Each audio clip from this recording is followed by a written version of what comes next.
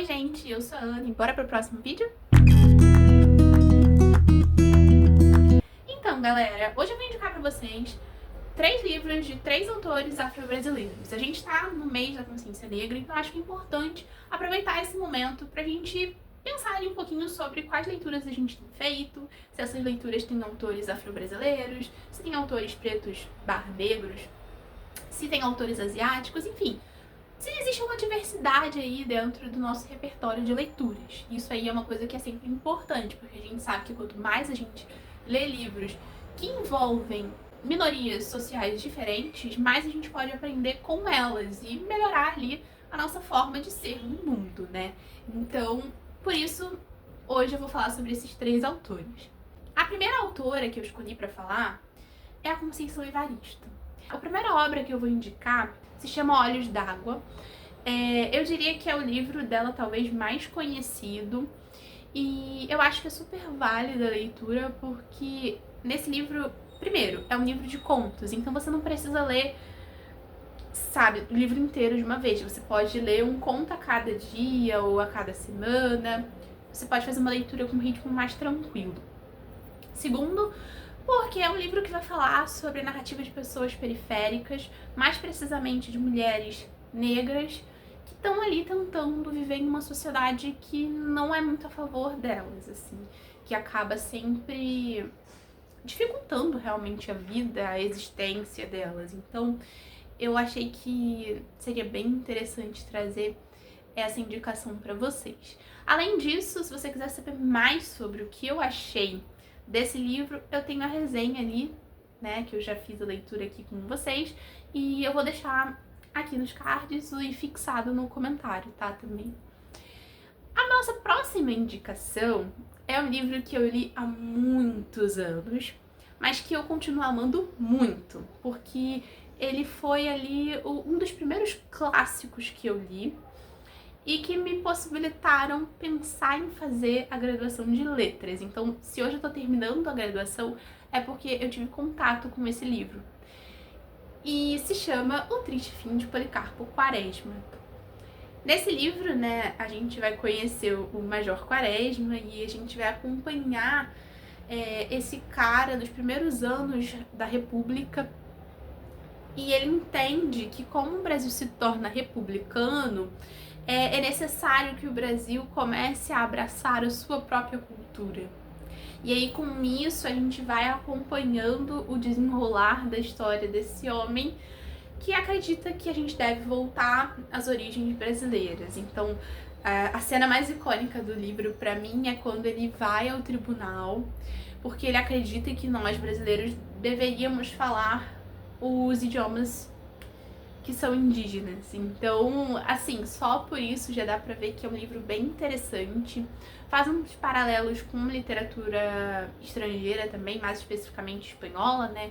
A gente tem alguns trabalhos que falam sobre esse paralelo do Triste Fim de Policarpo Quaresma com o Dom Quixote. Então, achei bem interessante. Realmente, o nosso personagem principal, ele é bem sonhador, assim, e bem, assim, um pouco fora da realidade mesmo, contanto que ele almeja que o Brasil tenha uma posição diferente do que está tendo naquele momento, né, de início da República, que é um tanto conturbado.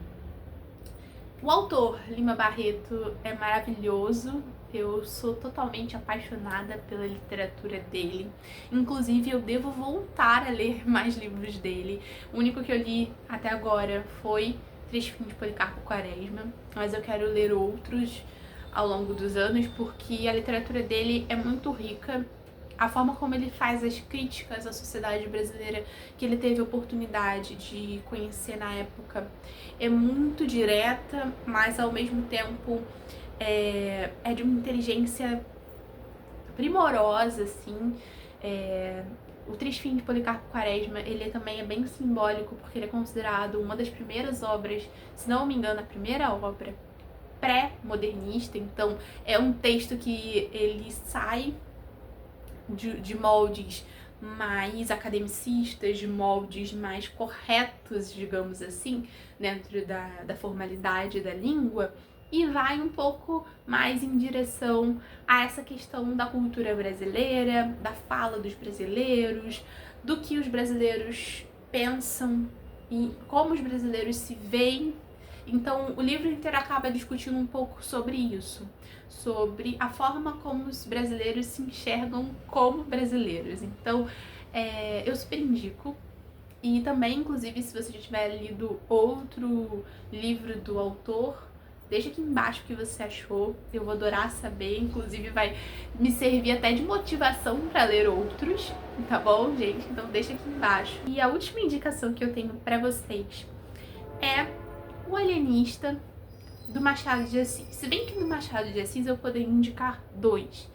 O Alienista, caso você esteja ali iniciando na obra machadiana, nunca leu o livro de Machado de Assis, começa pelo conto Alienista. A gente vai conhecer a história do Simão Bacamarte, e ele é o alienista, né? Ele estuda ali, se a gente fosse aproximar, seria o médico psiquiatra, né? Só que ele tem uma visão, assim, muito utópica de que ele conseguiria resolver todos os transtornos mentais e conseguiria detectar todas as pessoas que têm esses transtornos na cidade de Itaguaí. E aí, a partir disso, que a gente vai acompanhar toda essa trama, que embora pareça uma trama que vai criticar muito a forma como esse Simão se posiciona como cientista na sociedade, acaba sendo um conto que critica muito mais a questão política da sociedade. É legal falar também que o Machado, ele tem uma literatura que é, assim, absurda. É aquele tipo de coisa que quanto mais a gente lê, mais a gente percebe que tem outros sentidos dentro daquilo que ele está dizendo. Agora, se você já leu O Alienista, já leu alguns outros contos de Machado e tá pensando ali em começar um romance, eu diria para você começar por Memórias Póstumas de Brás Cubas. É um livro desafiador, sim, tá, gente? A gente precisa parar de fazer essa coisa de falar assim, porque ou um livro clássico ele é muito difícil e impossível de ser lido, ou ele é muito fácil e você vai conseguir ler tranquilamente. Acho que a gente precisa botar um pouquinho o pé na realidade e entender que sim, no caso aqui de Memórias Póstumas de Brás Cubas, é um texto um pouco complexo, porque tem muitas referências, mas também não é um texto impossível. É um texto que no início você vai precisar ter uma certa paciência com a linguagem, que é uma linguagem do século XIX, mas a linguagem ela é um pouco contornável, assim, dependendo da edição que você compre. Pode ser que seja uma edição que trabalhe essa linguagem para não ficar tão complicado para quem está lendo.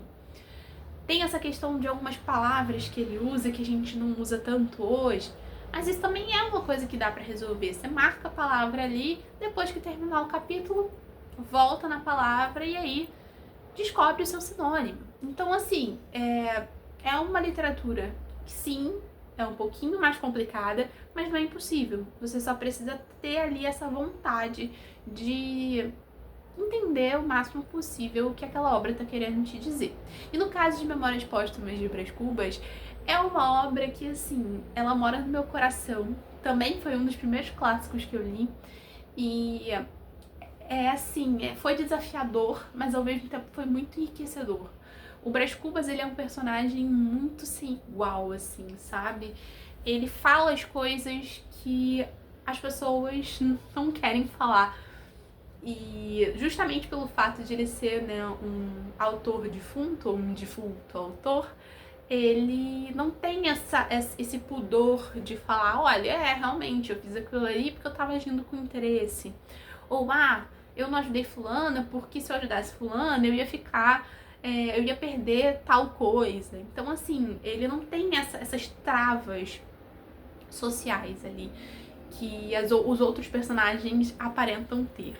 Então, assim, eu acho isso uma super pedida aí também, para vocês darem uma conhecida mais aprofundada na obra do Machado de Assis. Então, é isso, gente. Eu espero que o vídeo tenha sido legal para vocês. Esse ano eu me ative mais aos autores que são pretos ou negros, porque eu acho que eu ainda tô muito, assim, no início dessa caminhada aqui de vlogs, de canal, de tudo.